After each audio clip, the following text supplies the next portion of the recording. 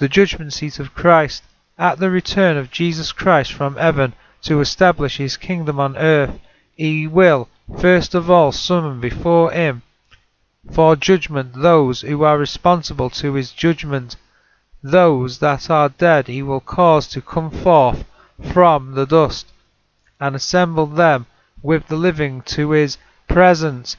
Faithful and unfaithful will be mustered together before his judgment seat for the purpose of having it declared, after account rendered, who is worthy of being invested with immortality and promoted to the kingdom, and who is deserving of rejection and reconsignment to corruption after punishment. The judgment seat account. It is a verbal account. See Romans chapter 14 verses 10 to 12 and compare James chapter 5 and verse 16. All will be revealed.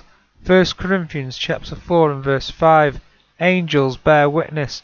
Luke chapter 12 verses 8 and 9. Matthew chapter 18 and verse 10. Revelation chapter 3 and verse 5. Angels execute judgment.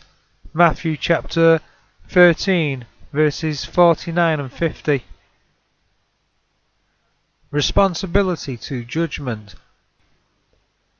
There are three groups at the judgment seat. See 1 Peter chapter 4 and verse 18. The first group, the ungodly, these will not be judged. They are ignorant of the truth. The sinners, judged and rejected as unworthy. The righteous, judged and given immortality. The righteous, these will be judged by their faith and works. They have used the talent given to them wisely and will be commended for their steadfastness. Their salvation is by the mercy of God, who renders to all according to their works. See Romans chapter 2 verses 6 and 7. The sinners, these contain two subgroups. Group A, these have contact with the gospel message but openly rejected the call to baptism. Many will have been brought up in the families of believers only to cast it aside, take their chances and enjoy life to the full. Group B, these have entered the waters of baptism only to make a mockery of their commitment.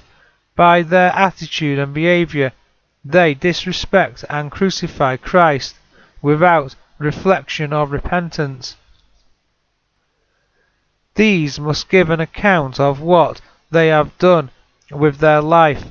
See Matthew chapter 12 verses 36 to 37, Romans chapter 14 verses 10 to 13, the Gospel of John chapter 12 verses 47 to 48, Revelation chapter 2 and verse 9, and Revelation chapter 22 verses 18 to 19.